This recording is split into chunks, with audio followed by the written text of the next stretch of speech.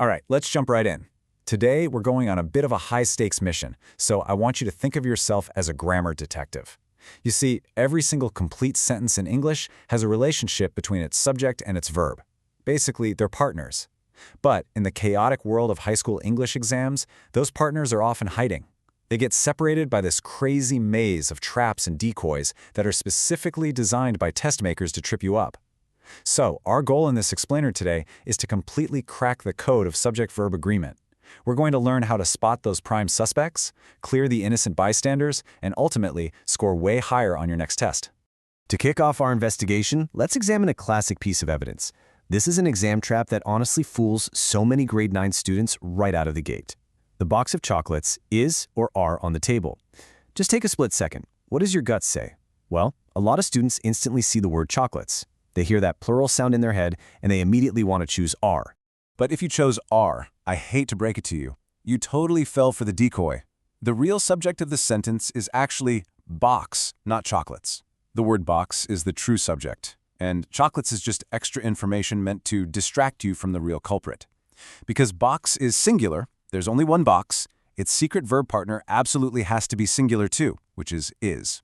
Honestly, the single most important question you can ask yourself at any grammar crime scene is, who or what is really doing the action?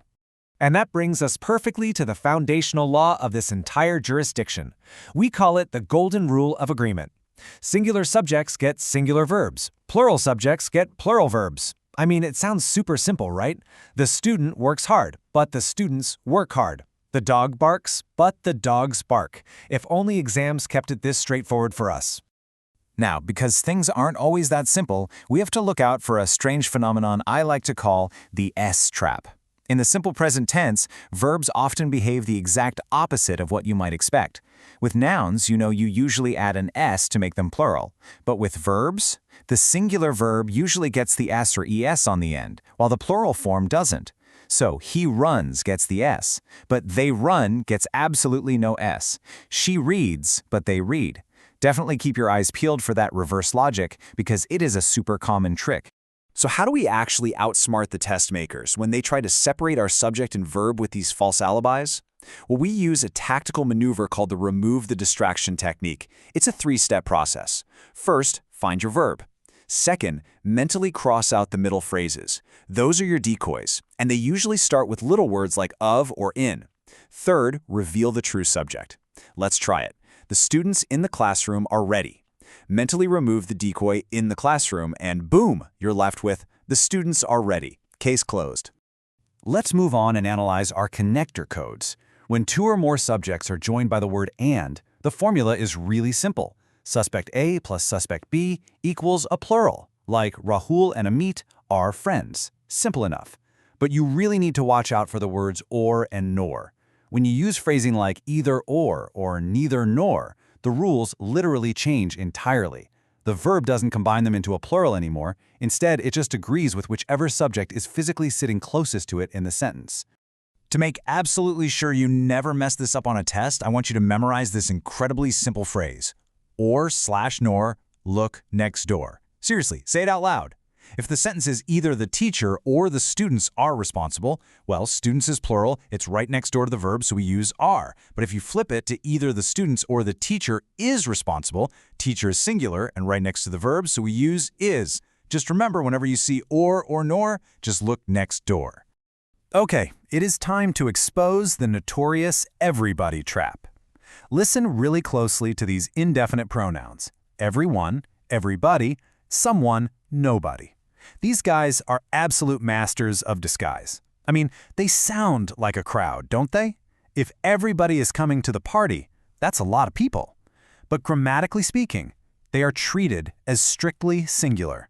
And that means they always take a singular verb. Everyone is ready. Nobody knows the answer.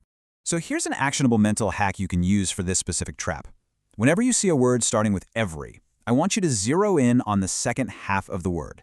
Every plus one. Think about the word one. One is obviously singular.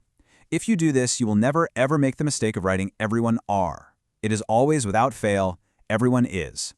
And hey, speaking of the word one, we've got another massive pitfall right here, the one of trap. When you see the phrase one of followed by a plural noun, what do? Think about one of the boys. Is it is or are? Listen, the real subject here is always that first word, one. It is never the plural noun sitting right next to the verb. So it's one of my friends is absent. The word one entirely controls the verb, completely ignoring the plural word friend sitting there. Don't let that plural noun throw you off the trail. Now let's decipher two clues that look practically identical but actually change everything on an exam.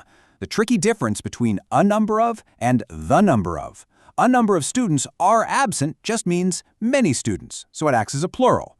But the number of students is increasing is actually referring to a specific total count. That count itself is a single mathematical idea, so it's singular. So remember, a number of means many, so use are. The number of means a specific count, so use is. Let's talk about groups for a second. Collective nouns are group words like team, family, class, audience, or government. For the vast majority of school grammar exams, when these groups are acting as a single, unified entity, they take a singular verb. So you would definitely write, the team is winning. They're operating as one cohesive unit, kind of like a specialized task force working together. Sticking with the singular verb is almost always your safest bet here on a test. But hey, this is English grammar, so of course it loves exceptions, right? And ironically enough for us grammar detectives, the biggest trap here is the word police itself. Unlike team or family, the word police actually normally takes a plural verb.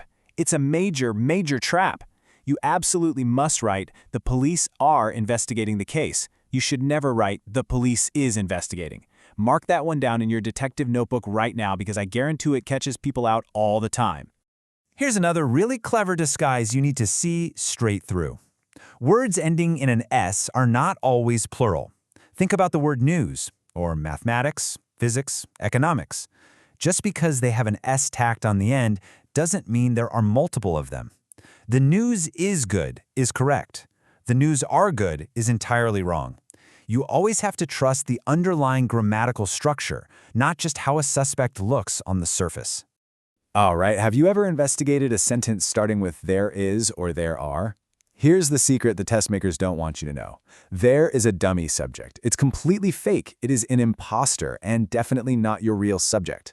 To crack a sentence like this, just ignore the word there completely and look after the verb to find your real noun. There is a book.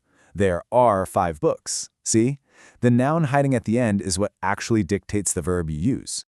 What about numbers and measurements involving money, time, and distance? Here's the logic you need.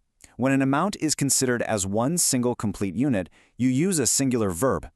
10 kilometers is a long distance to walk. 5 years is a long time. Now, even though kilometers and years are clearly plural words, in this context, you're talking about one single chunk of distance or one single block of time. So one unified measurement equals a singular verb. Okay, it's time to review your ultimate grammar detective toolkit. I want you to take a mental snapshot of this cheat sheet right now. And means plural. Or /nor means you look at the nearest subject. Each and every means singular. A number of means plural. And the number of means singular. Seriously, if you master just these specific triggers, you are going to systematically dismantle like 90% of the trick questions your teachers throw at you.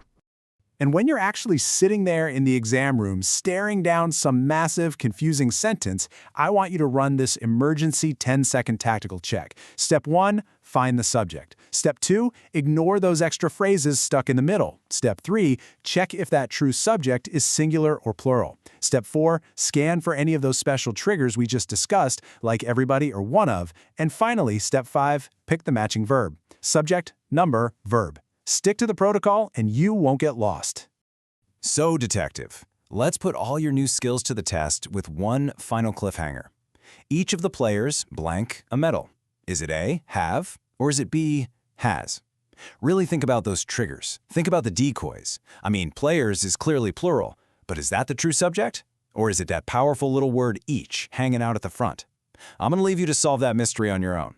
Thanks for joining me for this explainer. Stay sharp out there, trust your training, and good luck cracking the code on your next big exam.